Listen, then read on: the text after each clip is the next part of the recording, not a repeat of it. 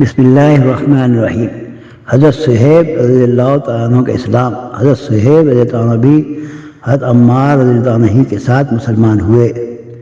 نبی کریم صلی اللہ علیہ وسلم حضرت ارقم صحابی رضی اللہ عنہ کے مکان پر تشریف فرماتے کہ دونوں حضرات علیحدہ حاضر خدمت ہوئے اور مکان کے دروازے پر دونوں اتفاق کے اکٹھے ہو گئے۔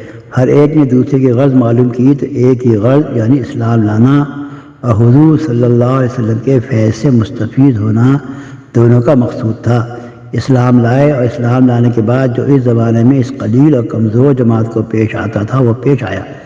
ہر طرح سے ستائے گئے، تکلیفیں پہنچائی گئی، آخر تنگ آ کر ہجرت کا ارادہ فرمایا تو کافروں کو یہ چیز بھی گوار نہ تھی کہ یہ لوگ کسی دوسری ہی جگہ جا کے آرام سے زندگی بسر کر لیں۔ اس لیے جس کسی کی ہجرت کا حال معلوم ہو جاتا تھا اس کو پکڑنے کی کوشش کرتے تھے کہ تکالیف سے نجات نہ پا سکیں۔ چنانچہ ان کا بھی پیچھا کیا گیا اور ایک جماعت ان کو پکڑنے کے لیے گئی۔ انہوں نے اپنا ترکش سنبھالا جس میں تیر تھے اور ان لوگوں سے کہا کہ دیکھو تمہیں معلوم ہے کہ میں تم سب سے زیادہ تیر انداز ہوں، اتنے ایک بھی تیر میرے پاس باقی رہے گا تم لوگ مجھ تک نہیں آ سکو گے، اور جب ایک بھی تیر نہ رہے گا تو میں اپنی تلوار سے مقابلہ کروں گا، یہاں تک کہ تلوار بھی میرے ہاتھ میں نہ رہے۔ اس کے بعد جو تم سے ہو سکے کرنا، اس لیے اگر تم چاہو تو اپنی جان کے بدلے میں اپنے مال کا پتہ بتا سکتا ہوں جو مکے میں ہے، اور 2 باندیاں بھی ہیں وہ سب تم لے لو۔ اس پہ وہ لوگ راضی ہو گئے، اپنا مال دے کر جان چھڑائی۔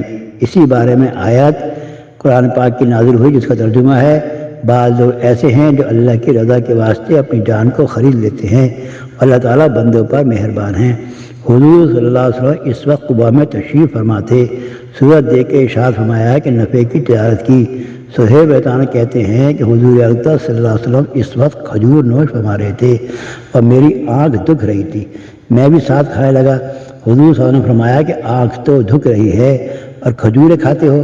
میں نے عرض کیا کہ حضور صلی اللہ علیہ وسلم اس آنکھ کی طرف سے کھاتا ہوں جو تندرست ہے۔ حضور صلی اللہ علیہ وسلم یہ جواب سن کر ہنس پڑے۔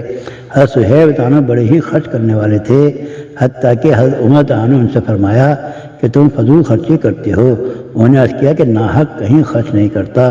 حضرت عمر رضی اللہ عنہ کا جب وصال ہونے لگا انہی کو نماز جنازہ پڑھانے کی وصیت فرمائی تھی۔